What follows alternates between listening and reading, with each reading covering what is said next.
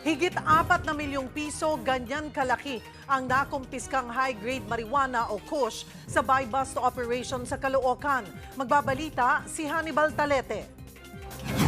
Arestado ang 2 drug suspect na ito sa isang bahay sa Mentors Village Subdivision sa Barangay 175, Caloocan. Online daw ang transaksyon ng mga suspect. Ayon sa mga pulis, higit 36,000 grams ng high-grade marijuana o kush na nagkakahalaga ng halos 4.4 million pesos ang nasabat sa mga suspect. Sagot naman nila. No comment po. Sakit, syempre. Nakaka-disappoint.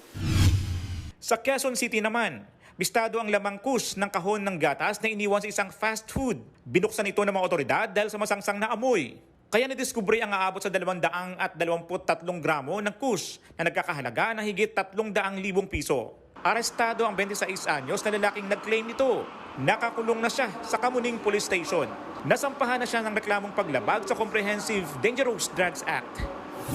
Ay karapatan pong manahimik po, sa korte na lang po ako magsasalita.